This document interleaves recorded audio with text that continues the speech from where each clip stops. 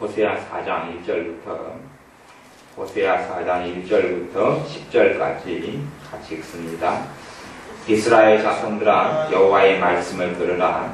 여호와께서 이 땅 범인과 쟁견하시나니 이 땅에는 진실도 없고 인애도 없고 하나님을 아는 지식도 없고 오직 저주와 사위와 살인과 투절과 가는 뿐이요 강포하여 피가 피를 기대임이라. 그러므로 이 땅이 슬퍼하며 무릇 거기 거하는 자와 들짐승과 공중에 나는 새가 다 포장할 것이요 바다의 고기도 없어지리라. 그러나 아무 사람이든지 다투지도 말며 책망하지도 말라. 내 백성들이 제사장과 다투는 자같이 되었음이니라. 너는 낮에 거치겠고 너와 함께 있는 선지자는 밤에 거치리라. 내가 내 어미를 구별하리라. 내 백성이 지식이 없으므로 망하는도다. 내가 지식을 버렸으니 나도 너를 버려 내 제사장이 되지 못하게 할 것이요 내가 내 하나님의 율법을 잊었으니 나도 내 자녀들을 잊어버리리라. 저희는 번성할수록 내게 범죄하니 내가 저희의 영화를 변하여 욕이 되게 하리라. 저희가 내 백성의 속죄 제물을 먹고 그 마음을 저희의 죄악에 두는도다. 장차는 백성이나 제사장이나 일반이라. 내가 그 소행대로 벌하며 그 소위대로 갚으리라. 저희가 먹어도 배부르지 아니하며 행음하여도 수요가 더하지 못하니 이는 여호와 쫓기를 그쳤음이니라.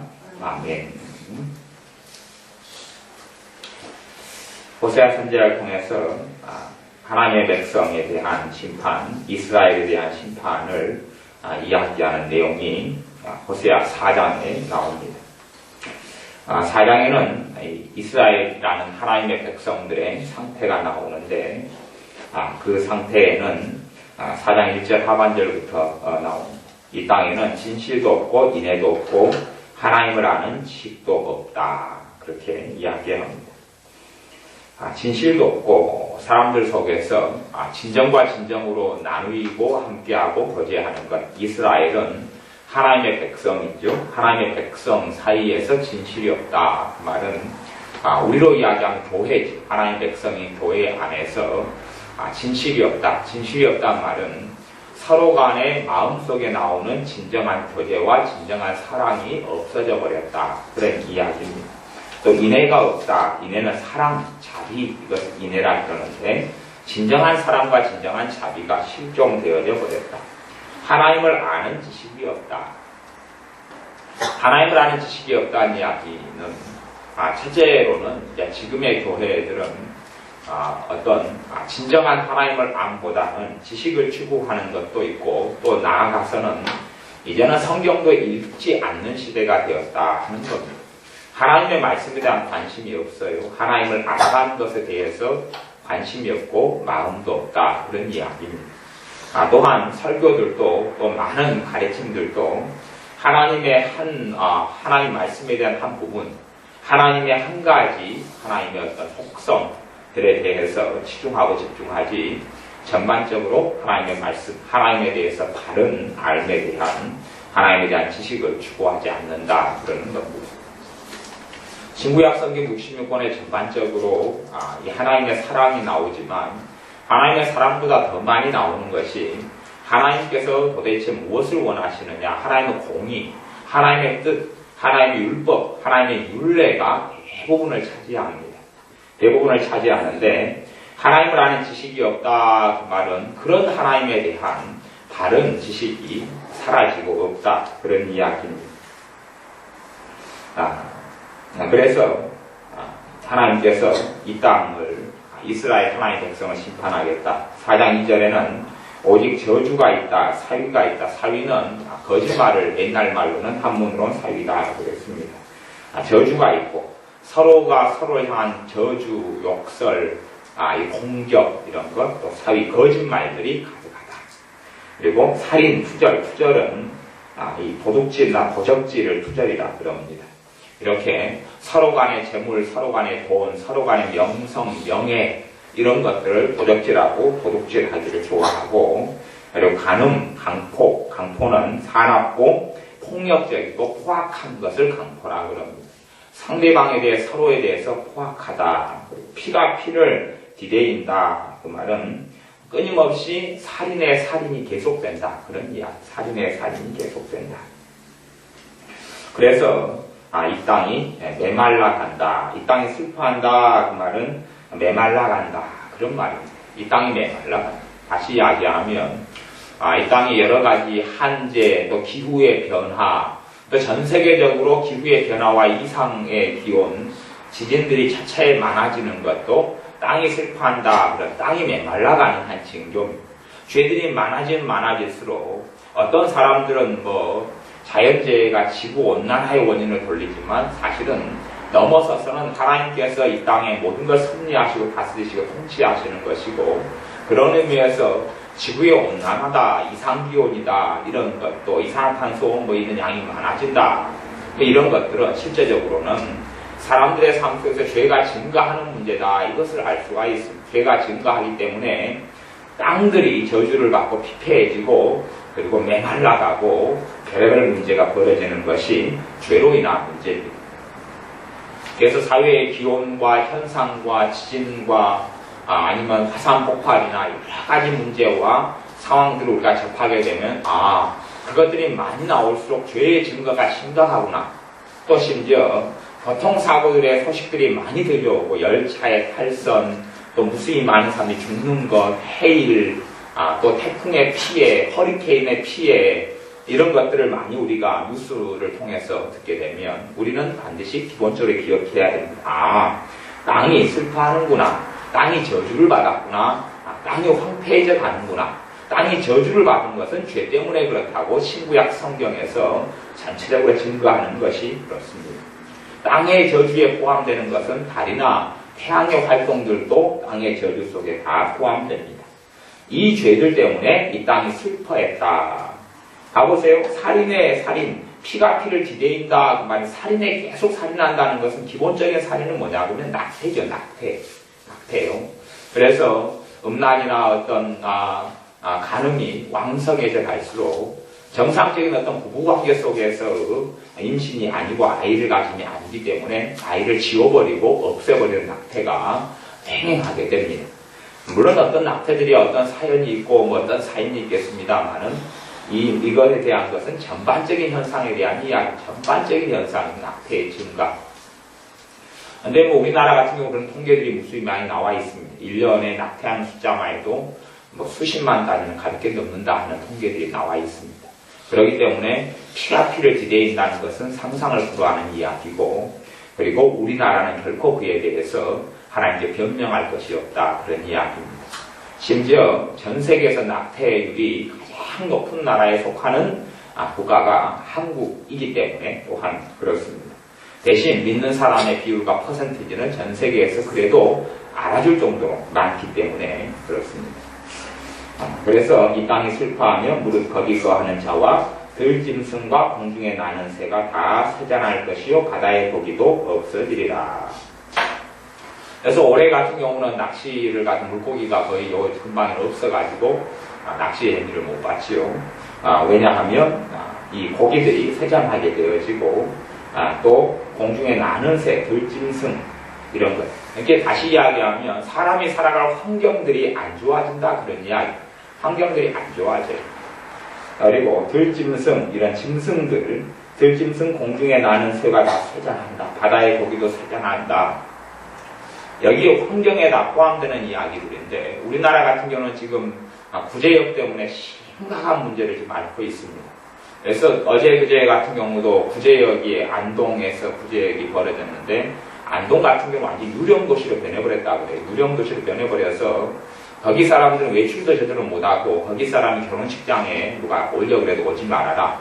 왜냐하면 사람이 움직이면서 이런 구제역 가축 전염병을 옮겨버리기 때문에 꼼짝하지 말아라. 심지어 가축을 키우는 사람들 같은 경우는 그 가축 농장에서 나오지는 못하게 만들어버리고 음식 같은 경우도 그 밖에 경계선에서 가져와서 배달해주면 그 사람들이 먹고 꼼짝없이 갇혀가지고 사는 거지요. 그래서 지금 현재 우리나라에서는 아주 완전히 이런 황폐화된 도시들 같이 유령 도시들 같은 것이 계속 아예 생겨나고 있고 오늘 뉴스는 지금 구제역이 강원도에서 지금 벌어져서 강원도 상황이 심각하다. 그런 것입니다. 왜 이런 전염병이나 가축 전염병이나 구제역이나 환경들이 이렇게 문제가 많이 되어지느냐? 그것은 당연히 하나님의 말씀의 근거에 보면 죄의 증가입니다. 죄의 증가. 죄가 증가되고 증가되기 때문에 이런 일들이 벌어진다 하는 것이지요. 그러니까 사람들이 결코 하나님 빼고 어떤 걸 생각하니까 문제가 됩니다. 그냥 사람만 있는 세상이라고 생각해서 환경이 어떻게 변해가는지 어떤 일이 벌어지는지에 별로 하나님과 관련해 생각하지 않습니다. 믿는 사람들의 가치관과 세계관은 반드시 죄와 연계되어서 생각해야 됩니다. 그래서 하나님께서는 죄를 통하여서 이 땅을 저주하고 사람들의 죄를 통하여서 땅이 저주를 받는 문제를 이야기하고 땅이 저주받는 것은 모든 가축들, 또 짐승들, 환경, 땅, 토지, 환경 오염 모든 것이 다 포함된 이상 기온, 지진, 허리케인 다 포함되는 것이 사람들의 죄와 관련된 문제고 성경이 그것을 언급하고 있습니다. 그래서 환경이 어려워지면 질수록 그 환경이라는 것은 또한 어떤 면에서는 첫째는 이제 자연 환경이 첫 번째 문제고 두 번째 환경은 경제 환경도 포함될 경제 환경. 경제적인 문제가 계속 이루어진다. 이 문제가 생겨나고 발생한다. 그것도 죄가 증가되었다 하는 것을 이야기하는 증거가 됩니다. 과거보다 전 세계가 다 잘 살게 되어졌습니다. 물론 모든 나라가 그렇진 않고 선진국이나 일부의 국가들에 한해서지만 그래도 전반적으로는 더 많이 잘 살아지는 게 사실입니다. 없는 냉장고가 생겼고 없는 에어컨이 생겼고 없는 보일러가 생겼고 하는 등등의 없는 자동차가 생기고 비행기가 생기고 걸어다니는 것이 이제 차를 타고 다니고 이렇게 환경들이 좋아졌습니다. 이렇게 좋아져 가는 것 같지만 실상은 그 속에서 생겨나는 무수히 많은 문제들이 다시 우리의 죄가 그렇게 극심해져 간다는 것을 이야기합니다. 4절에 보면 그러나 아무 사람이 다투기도 말며 책망하지도 말라. 내 백성들이 제사장과 다투는 자같이 되었다. 4절의 번역이 좀 어렵게 되어 있어서 제가요 쉬운 성경의 번역을 제가 읽어드리면 쉬운 성경은 4장 4절에 되어 있습니다. 그러나 아무도 다른 사람과 다투지 말고 비난하지 말라. 너희 제사장들아 백성이 너희와 다투어도 그들을 나무라지 말라. 죄가 증가되니까 제사장들과 백성들이 다툰다 그러지요. 그렇게 되어진다는. 그러니까 그럴 때에 제사장들은 입을 다물어라 하는 거지요. 지금 죄가 증가되어질수록 사람들과 싸우고 다투고 분쟁하고 다시 이야기한 백성과 제사장들, 이 하나님의 백성과 백성 속에서 백성과 제사장이 다투는 문제는 교회 속의 분쟁을 이야기합니다. 교회 속의 분쟁. 교회 속의 분쟁과 분란이 계속하여 이어진다는 것입니다.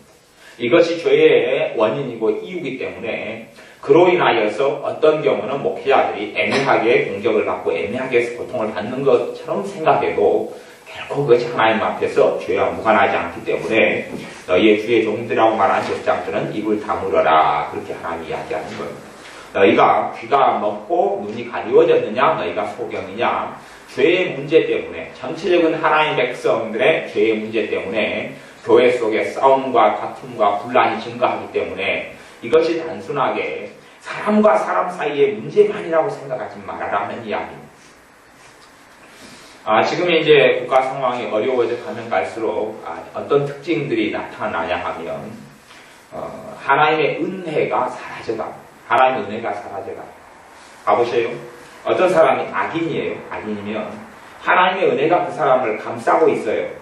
하나님의 은혜가 이 민족의 성령의 역사가 그만큼 있는 것만큼 선인이든 악인이든 성령의 역사 은혜가 일정하게 붙잡고 있어요. 붙잡고 있기 때문에 사람이 완전하게 악으로 치닫지 않도록 하나님의 은혜가 붙잡고 있어요. 하나님의 은혜가 붙잡고 있어서 그 사람이 완전한 악인의 길로 들어가지 않아요. 어느 선에서 멈추게 되는 억제력이 하나님의 은혜가 되어져요. 주의 종도 굉장히 유혹적이고 굉장히 악한 종이라도 하나님의 은혜가 싸고 있어요. 그래서 억제력이 되어져요. 그 사람이 완전히 방탕하고 완전히 악해지지 않도록. 그러나 갈수록 죄가 증가돼 가면 결국은 성령님의 역사하시는 은혜의 역사가 사라져버려 가니까 주의 종들 같은 경우는 더 완악해지고 더 악해져 버립니다. 더 완악해지고 악해지고 사람들도 더 악해져 가고 거꾸로 은혜가 약해져 간다는 이야기는 모든 신자에게 나타나는 공통적인 현상이 될 수밖에 없어요. 그렇다면 하나님을 사랑하는 사람에게 있어서도 은혜가 약해지는 것은 증상을 알 수 있어요. 기도가 잘 안 돼요. 기도할 때 성령의 역사 같이 약해져 버립니다. 이것은 이 공동체적으로 하나님이 다루시는 거기 때문에 그렇습니다. 그래서 구약의 율법 같은 경우는 하나님 말씀에서도 우리가 어떤 부분을 잘 구별해서 봐야 하냐면 공동체에 대한 말씀과 개인에 대한 말씀으로 나누어서 봐요. 공동체에 대한 말씀과 개인에 대한 말씀. 가령 어떤 공동체, 국가 공동체가 있다 하면 국가 공동체를 어느 나라가 공격을 해요. 무력으로 공격을 해요. 그러면 그 나라가 오른쪽 감을 때리거든 왼쪽 감도 돌려대라 하면서 공격하니까 우리 사람들 다 죽이시오 라고 방치를 하지 않는다는 이야기. 구약 성경에도 이웃을 사랑하라는 것이 똑같은 하나님의 말씀인데 그것을 아는 하나님의 사람 다윗이 이웃 민족이 공격에 들어올 때에 그걸 허용하지 않았어요. 같이 싸웠다는 이야기죠. 그런 의미에서 개인에 대한 말씀과 국가에 대한 말씀으로 나누어질 수 있어요. 그런 구분을 가지고 성경을 보는 눈을 가진다면 좀 더 하나님의 말씀이 잘 혼잡게 되지 않고 지혜롭게 분별이 될 수 있을 것이다 하는 것이에요. 그래서 국가에 대한 말씀과 개인에 대한 말씀, 공동체에 대한 말씀과 각 개인에 대한 메시지로 개인에 대한 율법과 말씀으로 성경이 나눠지는 부분이 있다 하는 것을 기억해야 됩니다. 그런 의미에서 이 죄들이 만연해 갈수록 하나님의 은혜가 상실되고 약해져 버립니다.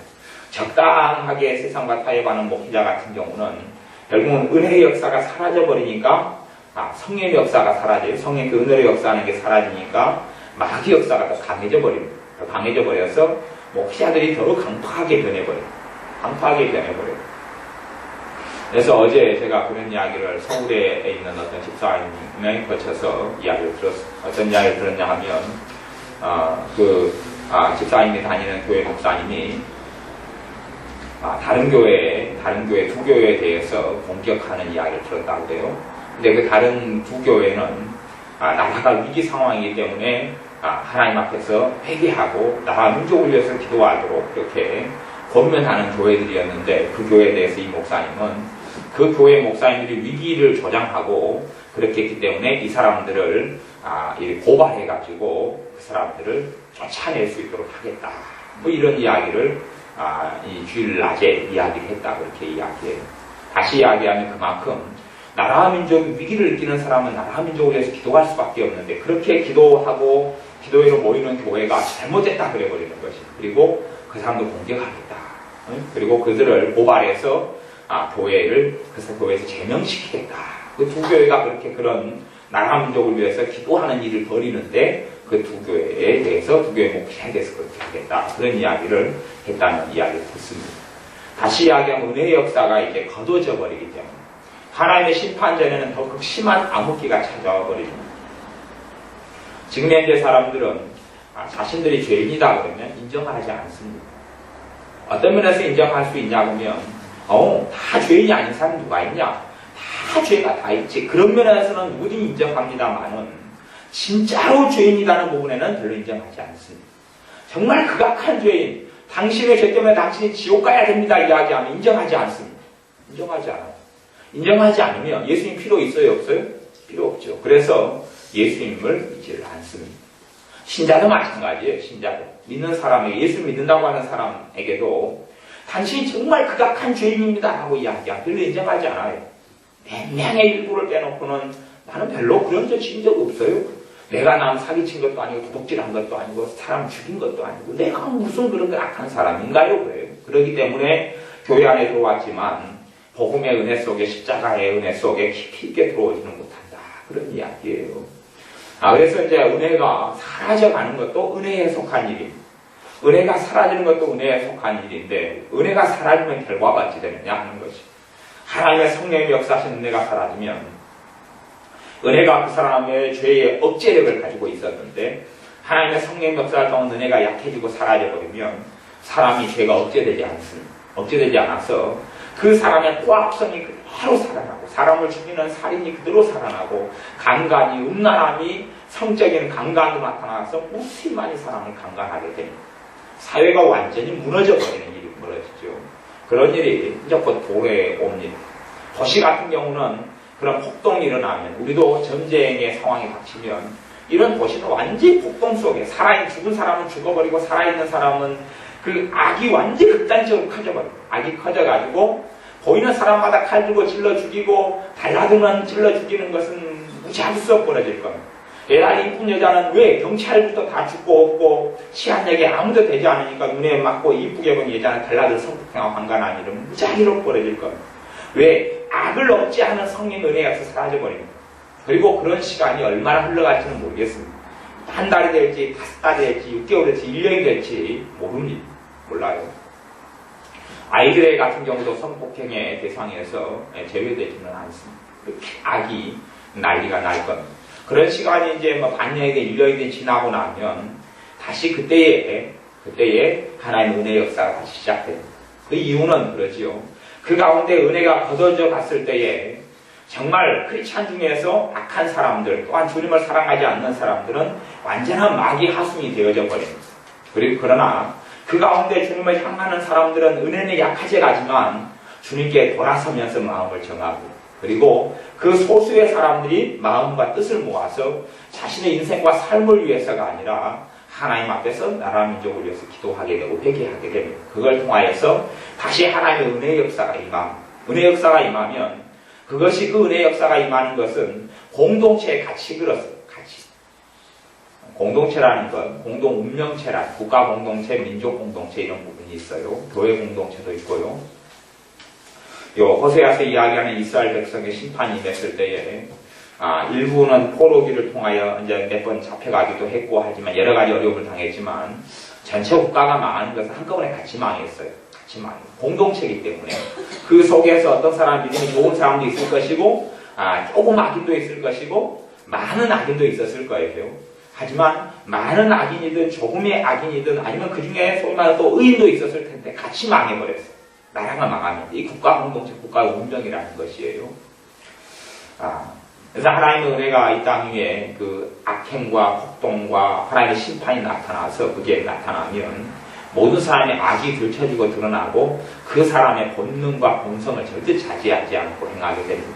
그리고 이제 다시금 회개가 좀 나타나면 하나님의 사람들이 마음을 모으게 되면 하나님의 은혜가 다시 나타나면 공동체적으로 은혜가 나타나서 어떤 집사님이든 교인이든 불신자에게 같이 나타나서 다시 지금의 사회처럼 억제해요. 억제. 무슨 말이냐 하면 정신이 든다 그 말이에요. 마귀 역사를 억제를 해요. 은혜가. 정신이 들어요.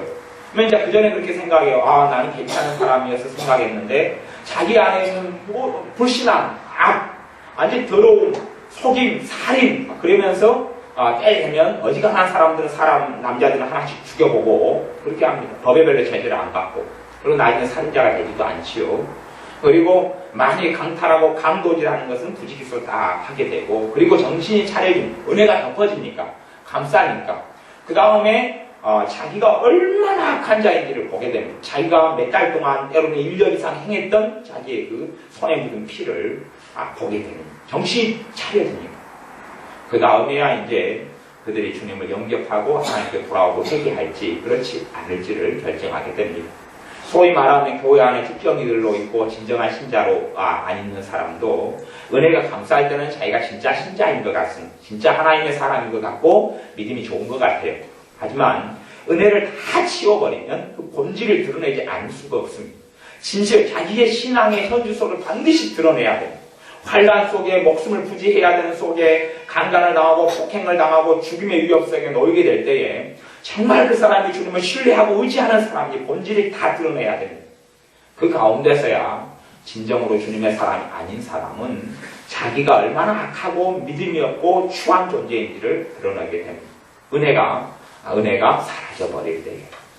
그 다음에 이제 다시 은혜가 나타나고 임하고 다시 덮기 시작하면 정신을 차립니다. 그러면서 자기의 영적 실상을 보는 정신이 일깨워지게 되지요. 내가 믿음이 없는 사람이구나. 내가 정말 악한 사람이구나. 이것이 교회 안에 믿는 사람이 일컬어지는 신자들 속에서나 믿지 않는 사람, 불신자들 속에서는 공히 같이 일어나는 현상이 되어집니다. 그러면서 우리는 어떤 것을 확인할 수 있냐 하면 하나님의 심판이 가까워지면 가까워질수록 나타나는 첫 번째 현상은 뭐냐? 은혜가 없어져 버려요. 전반적으로 공동체적으로 그렇다는 이야기. 공동체적으로 은혜가 없어집니다. 공동체적으로 성령의 역사의 소멸이 나타납니다. 공동체적으로 은혜가 없어지고 약해져 버려요. 땅이 저주를 받으면 예를 들어 나는 하나님께 바로 산다 그랬어요. 그러면 내 땅은 저주를 안 받고 저 사람 땅 하나님께 바르게 안 사는 사람의 땅만 저주를 받냐? 그게 아니에요.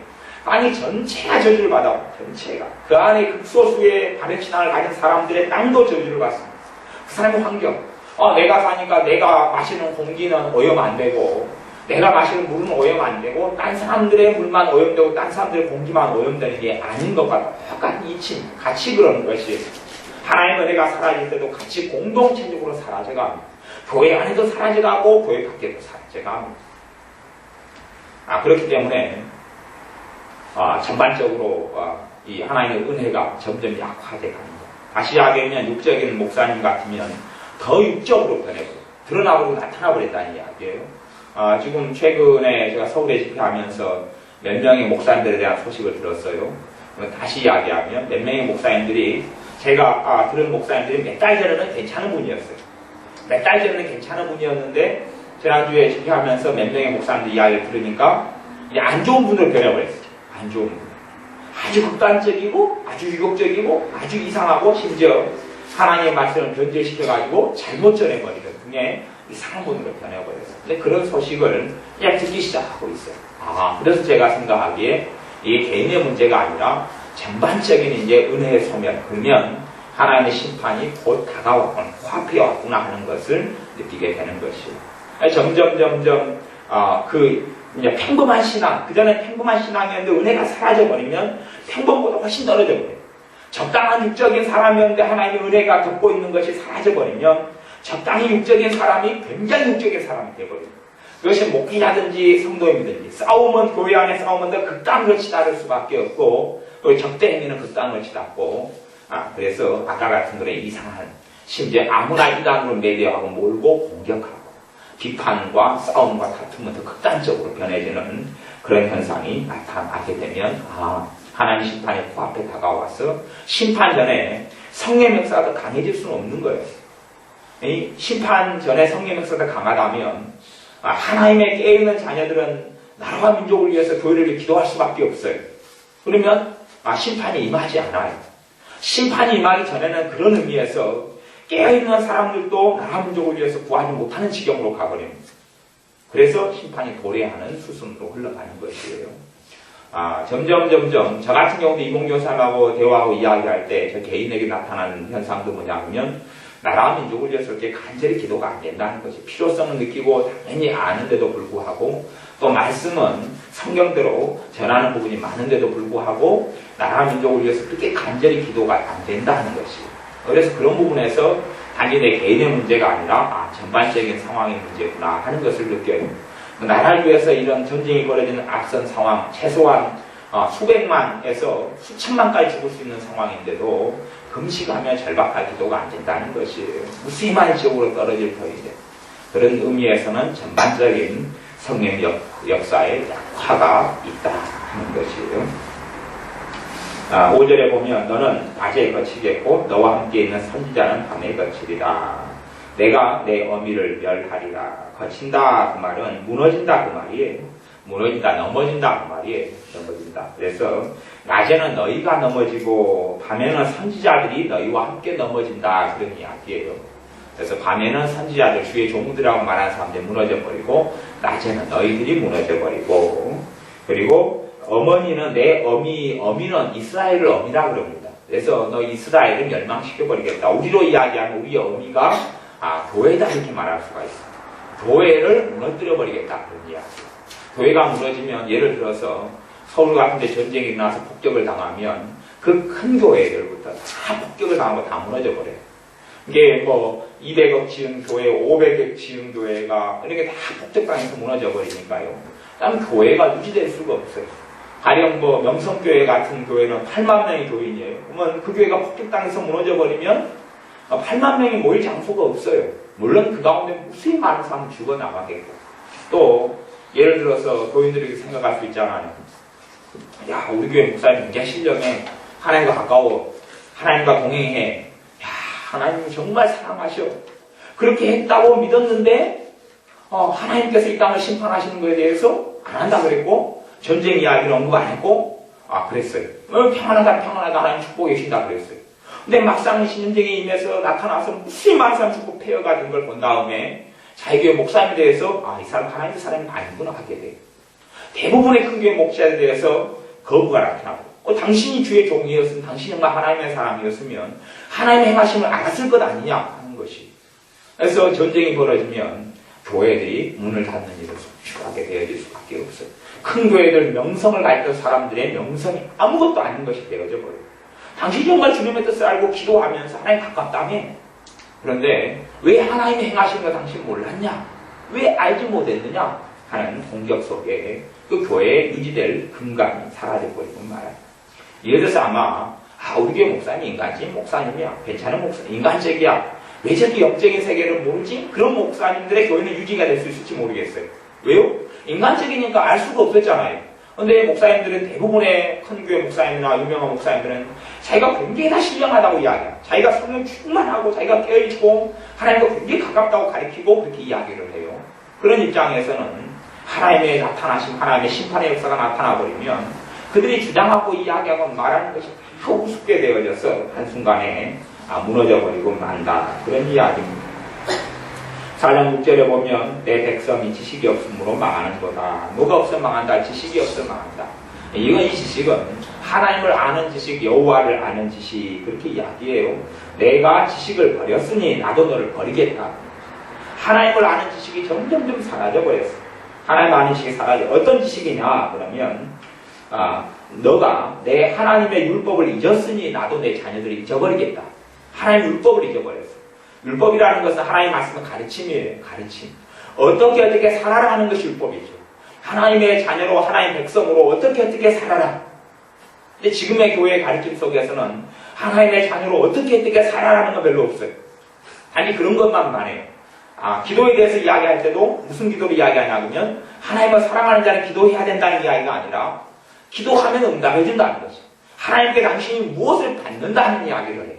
하나님 당신을 사랑해주고 자비해주고 용서해주고 또 하나님 축복해주고 도와주고 돌봐주고 위로해주고 은혜주고 하는 준다는 이야기를 하지 하나님의 사람으로 어떻게 살아야 한다는 이야기를 별로 가르치지 않아요. 다시 이야기하면 율법의 실종이다. 그런 것이.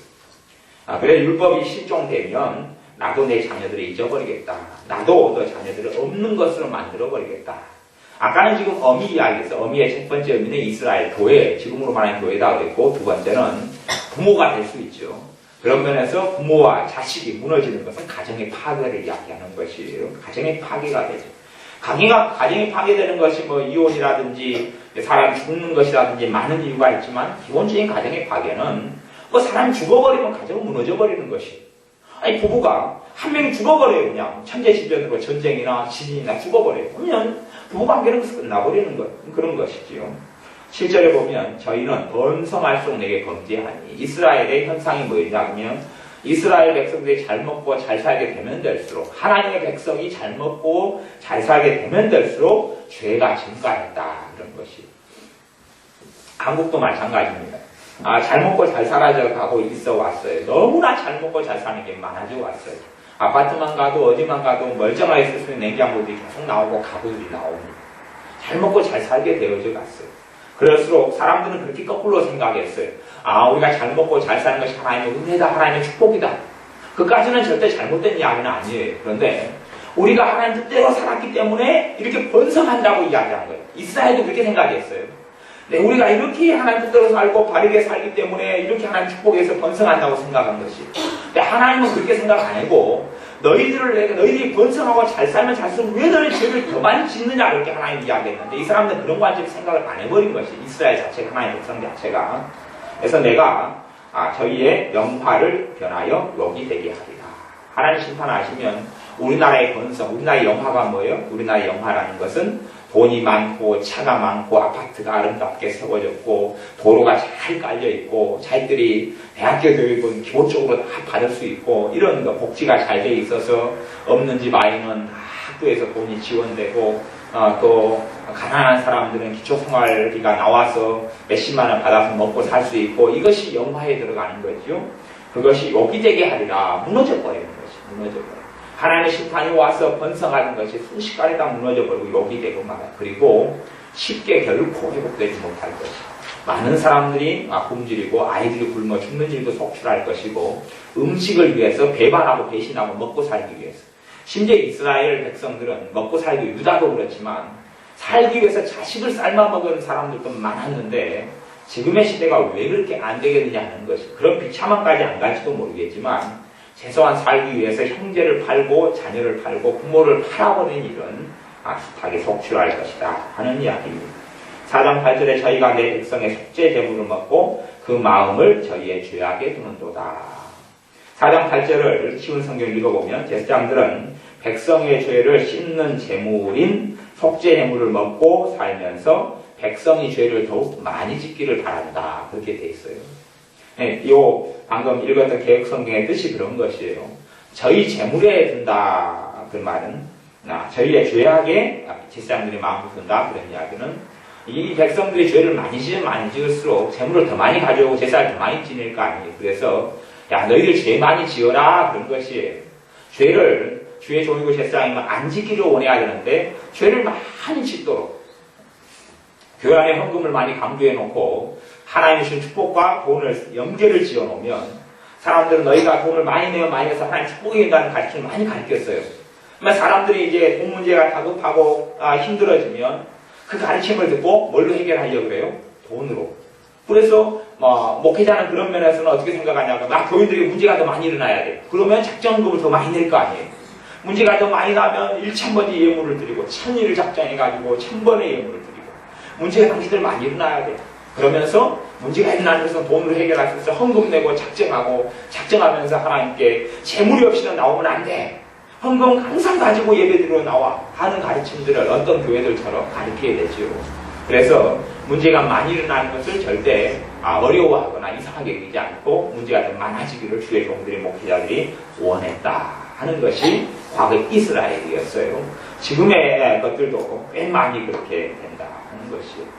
그래서 지금의 많은 목회자들이나 장로님들이나 교회에 지금 예산하고 결산하고 이런 시즌인데 헌금의 액수에 굉장히 많은 관심을 가지고 있어요. 돈의 액수에 아주 많은 관심을 가지고 있어서 돈이 얼마나 예산이 되고 얼마나 재정이 들어오느냐 또 어떻게 하면 교회 예산을 늘리느냐 하는 부분을 당회나 재직들이 많이 의논하는 교회도 무척 많다는 것을 알 수가 있습니다. 그래서 9절에 보면 장차는 백성이나 제사장이나 일반이나 내가 그 소행대로 벌하며 그 소위대로 갚으리라. 이건 중요한 교회에 대한 이야기가 하나의 백성에 대한 이야기잖아. 근데 주의 종이나 일반 백성이나 일반이라는 것은 하나님께서 다 심판하시기 때문에 그래서 이 사람들이 아무것도 아니게 될 것이다 그 말이에요. 일반이다 그것이 이제 쉬운 성경에는 백성들이나 제사장이나 똑같이 죄 짓는다 그렇게 번역이 되어 있어요. 제사장들도 백성들 못지않게 악하다. 차이가 없다. 이게 성도님이나 구별된 주의 종이나 차이가 없다. 똑같이 악하고 똑같이 죄짓고 똑같이 음란하고 똑같이 음행하고 똑같이 도둑질하고 똑같이 탐욕 부리고 이렇게 똑같이 산다. 그걸 볼 때 심판하겠다는 것이에요. 그러니까 우리 교회에 있어서는 오히려 그것보다 더 심한 것을 봅니다. 목사님들의 명예욕이라는 것은 일반 성도님보다 훨씬 더 심해요. 명예욕이라는 것은. 그래서 심지어는 목사님들이 가운을 입을 때 되면 참 목사 가운이 있는데 목사 가운 말고도 목사 가운 플러스 해가지고 박사 가운이 있어요. 석사 가운, 박사 가운이 있어요. 그러면 대교회 목사님들은 다 그 목사님들이 그런 가운이 있다 해서 내가 비난하고 공격하는 건 아니에요. 근데 그만큼 명예욕이 왕성해졌다 그런 이야기예요. 김상호 목사님 같은 경우 8만 명 교인에 설교할 때 되면 가운을 입고 설교하세요. 목사 가운을 입고. 그런데 짝대기가 3개가 쳐져 있는 가운을 입어요. 짝대기 3개는 뭐냐면 박사다 그 말이에요. 박사다. 이게 일반 목사 가운만 입으면 되는데 박사 표시를 해요. 박사 표시. 그런 것이 김상호 목사님만 그러는 게 아니고 그것이 그냥 일상화 돼버렸어요. 아무런 문제가 아닌 것이 돼버렸어요. 그래서 굉장히 프라미스 해가지고 어마어마하게 쓰는 그 목사님 있잖아요. 예. 소광승 목사님 같은 경우도 3개짜리 박사 가운 입고 설교해요. 유명한 목사님들이 CTS 기독교 방송 나와서 박사 가운을 입고 설교해요. 물론 성도님들은 저것이 박사 가운인지는 몰라요. 누구만 알아요? 목사들만 알고 뭘만 아는 사람들만 알아요.